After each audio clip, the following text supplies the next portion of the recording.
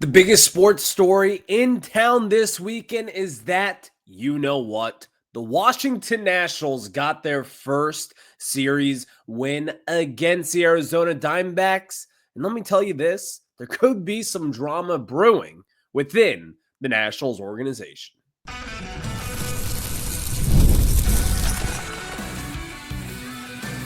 You are Locked On Nationals, your daily Washington Nationals podcast. Part of the Locked On Podcast Network, your team every day.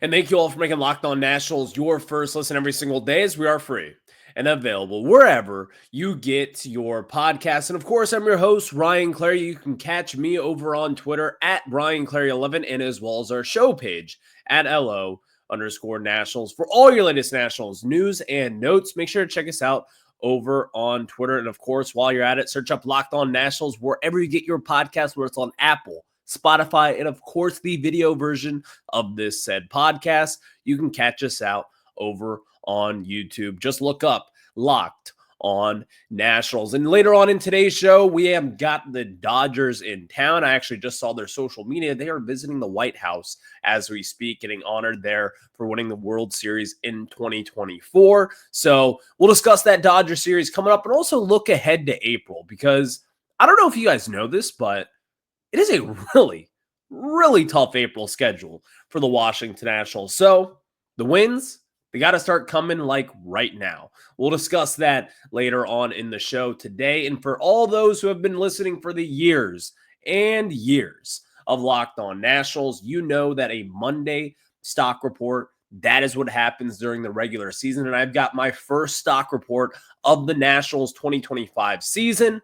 We'll get into it. Whose stock is up and whose stock is down. You'll want to see that for the latest individual performances of your Washington Nationals. But we got to get started with discussing the Nationals winning the series against the Diamondbacks. It's the first one of the season for this young Nationals group. They lost on Friday, yet they won tight ones each of the past 2 days this week, and to make it the biggest story in the sports world in Washington, D.C. We'll discuss that in the series, but today's episode is always brought to you by Gametime. And download the Gametime app, create an account, and use code LOCKEDONMLB for $20 off your first order. So, of course, the Washington Nationals, they finally got it done. The third series of the year, they have finally won it to improve to 3-6. They are still ahead of the Atlanta Braves, who have just won one game for the first week and a half or so of 2025. But it's now about the Washington Nationals, and they're finally starting to get back on track. And of course, the big story here is really what has been happening with the Nationals starting pitching so far. If you look at what they have done, this Nationals starting pitching staff has been pretty good so far through the first few games. Dating back to Friday even, you look at the start that was made, it really was not all that bad, considering that you throw in Jake Irvin. He did not have his best stuff, similar to Mackenzie Gore on Wednesday against the Blue Jays. He went 5 innings, gave up 4 earned runs, gave up those 2 long balls that were pretty tough, but still kept it in, did his job, and overall did not get the win for the Nationals. Jose Frere came in later on in the game, and kind of what has been the storyline this first week and a half is that the Nationals bullpen, they have been blowing it, and that is exactly what happened in Friday's game. But let's get into the good stuff. It was Saturday and Sunday. You've got a lot of great performances from this Nationals team, including from Saturday again. Might be your MVP so far this season through just the 2 starts. Mitchell Parker, 6 innings pitched, only 2 hits in those 6 innings, 2 strikeouts, 4 walks, yet still only gave up 1 earned run. He has, in his first start of the year, he went 6 1/3, 0 earned runs against a very tough Phillies lineup. And now, his second start of the year again, looking really good. Mitchell Parker has been phenomenal so far to start this season. And if you really kind of look deeper into it, I think that this is real so far. It hasn't really been all that much luck. Even then, you look at his walk numbers, they're not great. 4 walks in 6 innings, you could be a lot better. But so far, Mitchell Parker has been incredible for this Nationals team. He has been incredible for this organization, getting someone who was drafted in the later rounds in 2020 and coming into fruition here, being a solid starting pitcher. The Nationals have had some good quality pitchers over the years here. Mitchell Parker and Jake Irvin, two guys that were not first 3-round talents. They weren't considered to be high-end prospects when they got up to the bigs. These guys have now established themselves to be good quality starters. And again, Mitchell Parker is still kind of getting himself in that territory. I would already throw Jake Irvin in that bucket, though. He is someone that you can rely on each and every 5 days. He did not have his best stuff on Friday night and was the lone loss of the series against the Diamondbacks, but still, he looked good. And also, I will say, the bullpen overall this series wasn't terrible. You look at guys like someone that you may have not really expected, to Eduardo Salazar. He comes in, he is pitching really well, 26 years old, someone who is under team control for hopefully the next few years, I believe, at this point. He's someone who has come in and has looked really good for this Nationals team. But even then, something I want to talk about here real quickly, because I did kind of allude to something that I said drama brewing in the organization. It's really not anything too serious at this point. But can we all acknowledge this? Alex Call. This is what I want to get into. So for those who don't know, you probably have recognized that Jacob Young has been out of the lineup really since Tuesday against the Blue Jays. Davey Martinez acknowledged it, I believe, this past Friday, and he was talking about how they noticed something wrong with Jacob Young's swing. Then they have sat him for the last few days, and he'll be back in the lineup tonight against the Dodgers. But the replacement for Jacob Young is Alex Call. And Alex Call, all that he has done so far is play really good, elite baseball for this Nationals team so far. And even then, in yesterday's game, another 2-hit game for him. And improving the season, he has a .545 batting average. And yes, it is in very limited opportunities, but still, Alex Call, you cannot take this guy out of the lineup at this point. You just simply cannot. And I think the Nationals, let's say that it was last year. This exact scenario was going on this past season where the Nationals, you weren't really expecting to win. The organization knew that, and they wanted to see the young guys. That's fine. But they have made the message very clear this spring. They want to win, and they want to win now. If Jacob Young is not getting it done at the plate and not getting it done on the base pass, which, by the way, he has been thrown out a couple times already, including one to end the game, that it seemed that Davey Martinez wasn't really that thrilled with.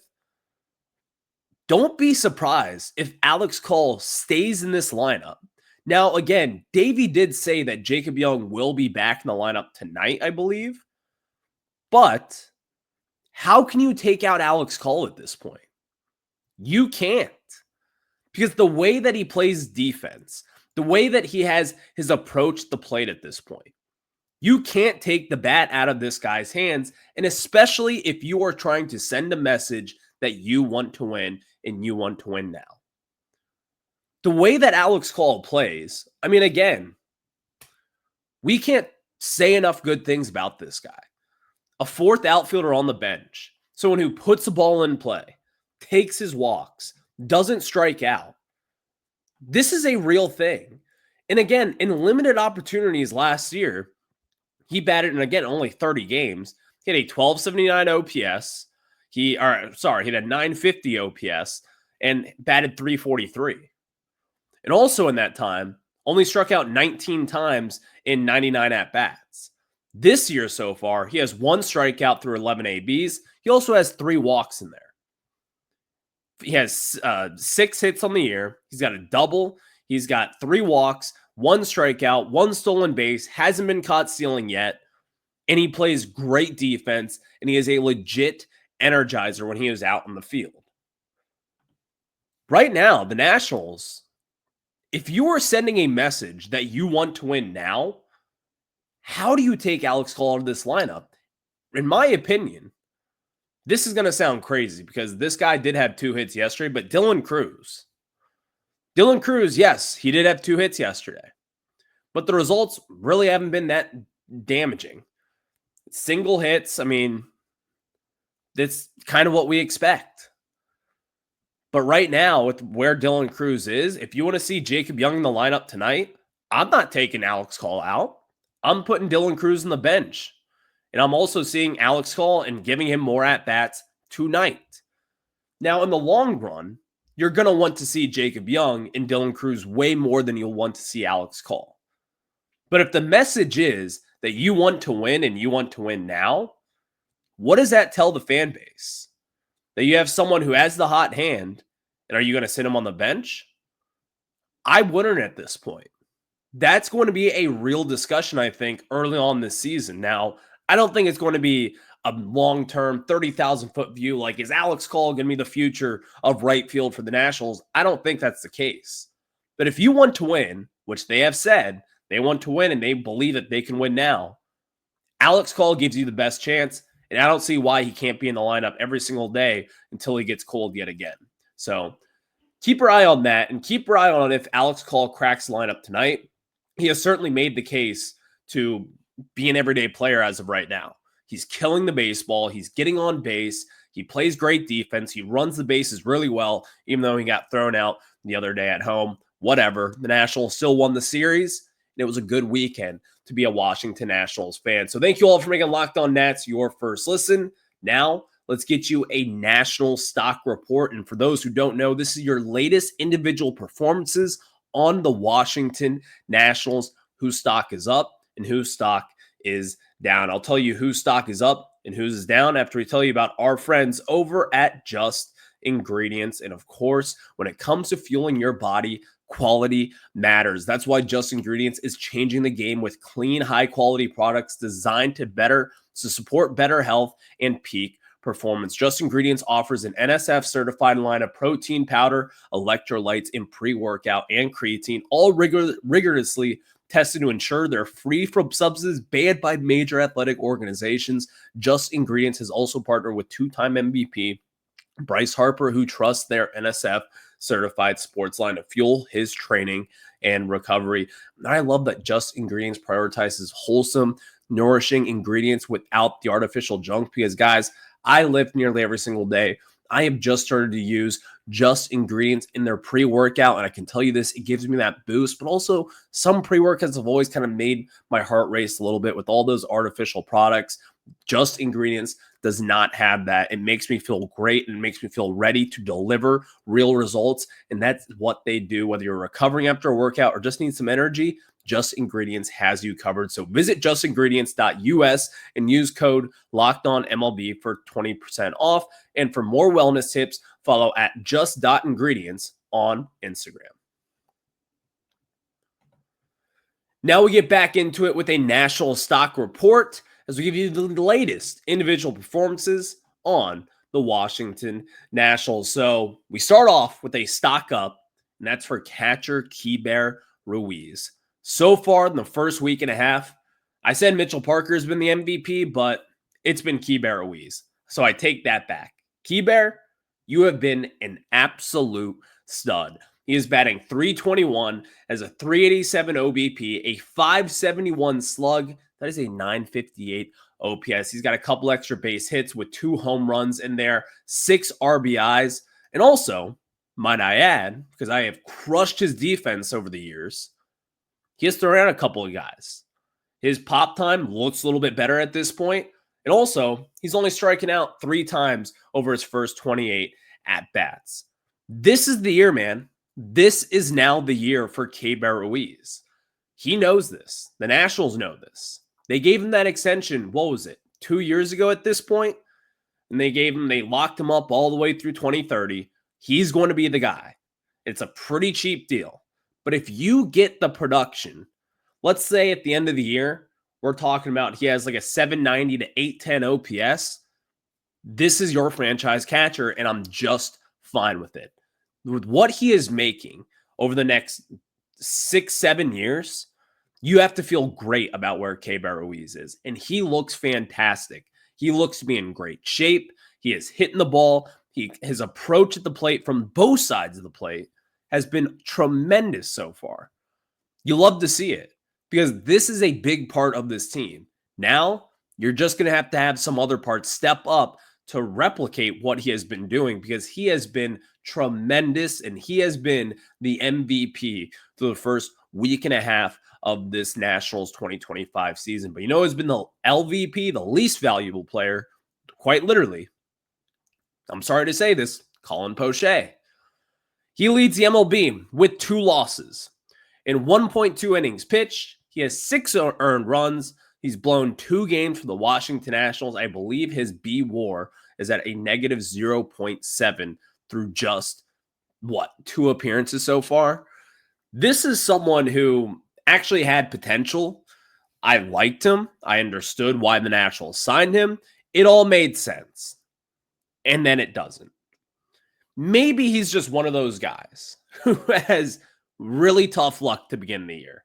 But oh my gosh, I mean, it has been 2 appearances. He's made a couple more and he's actually looked decent. But the first 2 games were unbelievably bad for Colin Poche. And it's bad. Like, it just has not worked out. The lefty, he's got the stuff, but he has not had the command. Batters, and when he does have the command, he pounds it in the zone, middle, and they are crushing him up to this point. So Colin Poche, I mean, it's just been a tough go for it so far. Maybe he settles down, and in a few months from now, we're talking about how Poche is a big deal for this Nationals bullpen. But the bullpen has looked a little bit better these past few games. Still not great. And unfortunately for Colin Poche, he has probably been the low point for the Washington Nationals in 2025, but still got time. It's a week and a half in the season. I mean, if we were to judge off the first week and a half of the season, Kyle Finnegan would be DFA'd, although he's looked pretty good so far in the first week and a half. But still, the numbers say the first week and a half for Kyle Finnegan in years past, he's awful. So it happens. Some guys just maybe need some time to kind of get their wheels on the ground and get going here with the Nationals. So stock down for Colin Poche, which leads us to a stock up for one of the Nationals and probably the biggest acquisition of the offseason, Nathaniel Lowe. Not going to lie to you, a little bit worried about Nathaniel Lowe to open up this year, but he has said, shut up, podcast boy. Let me talk. Let me do my work. He has done his work. He is slugging a .629 right now, 3 home runs, 3 doubles, solid first base play so far. Although I will say he's striking out in 17. He has struck out in 17 of his 35 at-bats. That is very rare for him. He has not really been a strikeout guy over the years. So that part is slightly concerning. But the overwhelming part here, man, the Nationals traded for him to be a solid first baseman and also bring some power. He has brought both those things. I cannot complain about where Nathaniel Lowe is. The Nationals certainly can't complain about where he is either. This is someone who is, again, he is looking to kind of rejuvenate himself. He was someone who has won a Silver Slugger over at first base in a loaded American League. He won it. He was won a Gold Glove before. He has won a World Series. He is looking for an extension, and he is certainly making the case at this point because he looks solid. He looks really good so far for the Nationals. And again, something I always say, if we bring you in for power, you have to hit for power. Nathaniel Lowe, he has done that and some more. So far, 3 home runs on this young season. If you look back at his home run totals each of the past 2 years, they have been down from when he was at his best in 2022 with the Texas Rangers. He had an 850 OPS. He hit 27 home runs that year. He's had 17 and 16 each of the past 2 years. Now just 3 home runs in 9 games. Maybe Nathaniel Lowe gets back to that 25 to 30 home run pace. And the Nationals, they could be cooking with gas with Nathaniel Lowe. But as we were saying, if we bring you in to hit for power, you got to hit for power. So speaking of, stock down for Josh Bell. He has not looked like the 2021 version of Josh Bell. Now, here's the good news. If you remember in 2021, right after the Nationals first traded for him, Josh Bell was like awful in that first part of 2021, and people were really kind of calling for his name. I mean, it was not pretty overall, and Josh Bell just did not look good. Historically, he has gotten off slow. He just has. But again, this is a stock report. This is what you're doing well right now or what you're not doing well. And what Josh Bell has to do, which he did early on this season, he hit the big home run against the Phillies. You got to hit for power. It has not come so far. He has not looked really comfortable at the plate. His approach looks a little different. And also, I will say this, a mechanical flaw that I've kind of noticed with Bell so far is, and you're going to get this with power, but his swing is totally long at this point. He's got to bring it back in. He's got to think middle, try to hit in the gaps, and then the home runs will come. He has got that natural power where you don't really need to have your swing to be way too long to hit the long ball. He's got enough power to where if he gets good barrel on the baseball, it's going to go far and it's going to go hard and he's going to have some good luck there. But Josh Bell so far at this point has not looked good. The power has not really been great. I mean, again, he's slugging 300 on the year. There's some time. Like, no one's overly concerned. It's the first week and a half of the year. Josh Bell has historically started off slow-ish, especially with the Nationals here. So give him some time. Maybe next week he'll be a stock up because he hit 2 home runs this week. So we'll see what Josh Bell has to say about that. But last but not least, Mitchell Parker, stock up. Statistically speaking, he's probably been your best pitcher so far. His first start, 6 1/3 innings, pitched 0 earned runs against the Phillies. This last start against the Diamondbacks on Saturday, again, another 6 spot, 2 hits, 1 earned run, 4 walks on Saturday against the Diamondbacks. And when this Nationals team, when you have got a sluggish bullpen and a young bullpen with where they are right now, this is huge. Getting through 6 innings is a big step for Mitchell Parker. He didn't really do it all too much last year. And same goes for Mackenzie Gore and Jake Irvin as well. If you can limit the amount of innings that this young bullpen pitches, it's going to set you up for success. Think back to the 2019 Nats. Why everyone talks about why starting pitching and really starting pitching depth is so important is, number one, you can have guys go 6 innings, and then theoretically, you have 3 innings left for your bullpen. That's a good situation to have. If you've got 3 to 5 guys in the bullpen that you can rely on, that you know will get you 9+ outs, you're going to be in a good spot to do well. And if you go 7 innings, then that makes it down to 6 outs and only 2 innings that you have to get out of your bullpen. So having starting pitching depth, again, with where the Nationals are, it feels awesome because these guys have looked really good so far. You're only going to go as far as your starting pitching goes. And then as well, after that, it's your bullpen. You got to pitch well in order to make it into October. And Mitchell Parker, someone who, again, I didn't rave about all too much this offseason. He has looked the part. He has looked awesome. And I'm happy to see it because this guy is an easy one to root for. And he looks incredible so far to start the season. So shout out to Mitchell Parker. He looks awesome. So thank you all for making Locked On Nats your first listen every single day, as we are free and available wherever you get your podcast.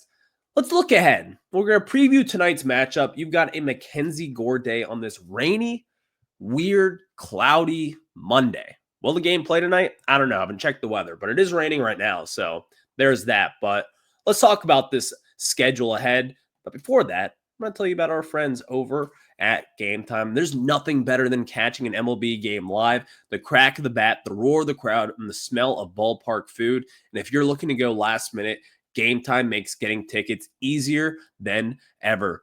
With last-minute deals, all-in pricing, and lowest price guaranteed, Gametime takes the stress out of buying MLB tickets. Plus, ticket prices drop as game time gets closer, meaning you can score an incredible deal. And Gametime is the official ticketing partner of Locked On. And as the Locked On Nationals, the Washington Nationals game is coming up, I can count on them to help grab tickets that meet my needs. Like, for instance, this Wednesday, 4:05 game against the Dodgers with Jake Irvin on the bump. I'm going to tell you, I'm going to walk over to Half Street.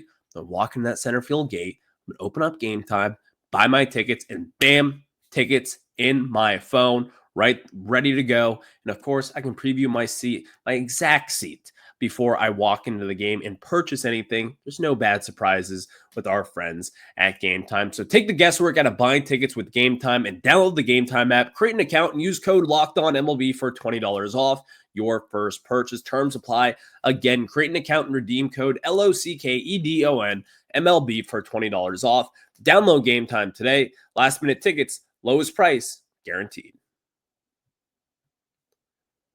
And thank you all for making Locked On Nationals your first listen every single day, as we are free and available wherever you get your podcast. This is a really interesting pitching matchup tonight against the Los Angeles Dodgers. You have got Dustin May on the bump going up against the Washington Nationals. And for those who are not familiar, Dustin May, back in 2021, I believe that he was, when the Nationals first traded Scherzer and Trey Turner to the LA Dodgers, everyone thought that the key piece in that return would be Dustin May, someone who throws 100 miles per hour, big, nasty, red-hand pitcher. I mean, he is a stud out there. Well, he has been injured each of the past few seasons. He missed all of 2024 with Tommy John, and he is back. He is in the rotation. And in his first start since 2023, he looked incredible. 5 innings pitched. He walked 3 batters, struck out 6. He's going to be on an innings limit this season. He probably won't start for the entirety of this year, but the 27-year-old is filthy. This is going to give the offense some issues, in my opinion, tonight. And going up against this star-studded lineup with Mackenzie Gore, good luck, man. You have gone up against 2 really good offenses so far, and he's looked the part. But now, the Los Angeles Dodgers, you're going up against, well, I don't know, Mookie Betts.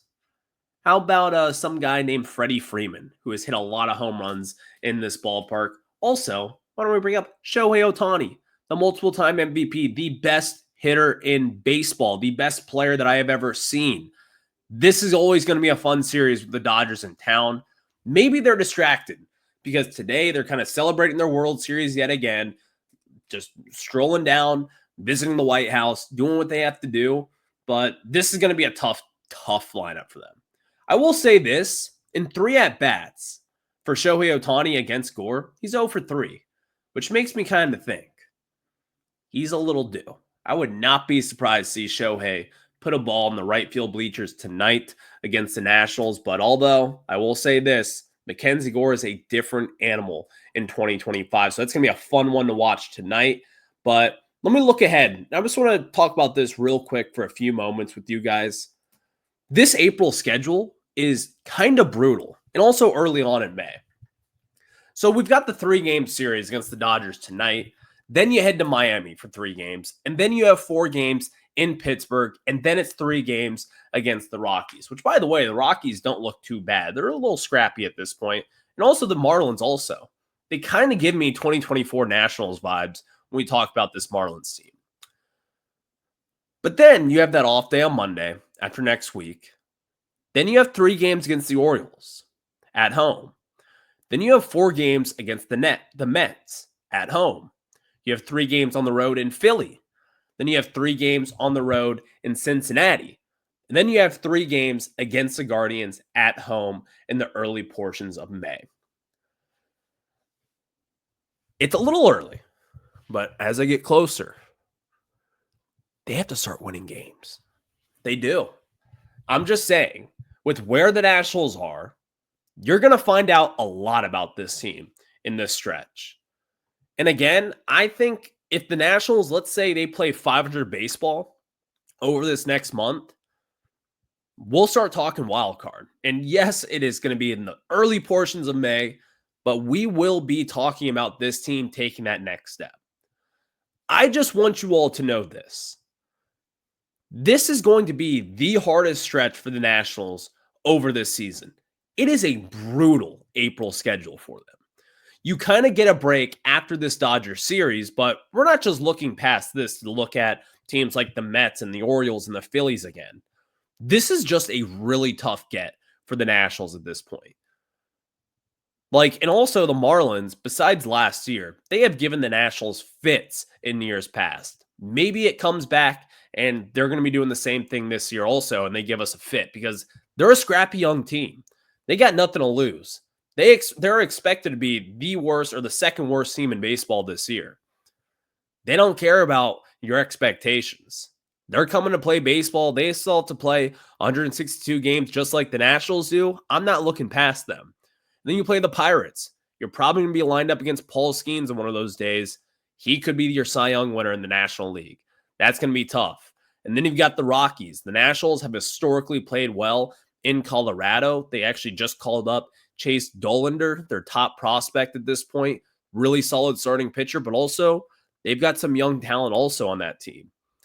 This is going to be a really tough schedule for the Nationals, and it's going to be a tough challenge for this young team to really kind of get over that hump and get back in contention. So if I'm the Nationals, let's try to take 2 of 3 from the Dodgers. You have that off day on Thursday, and then 3 games Miami, 4 games at Pittsburgh, 3 games at Colorado. Come back with an off day, and you play Baltimore, the Mets, the Phillies, Cincy on the road, and then Cleveland at home.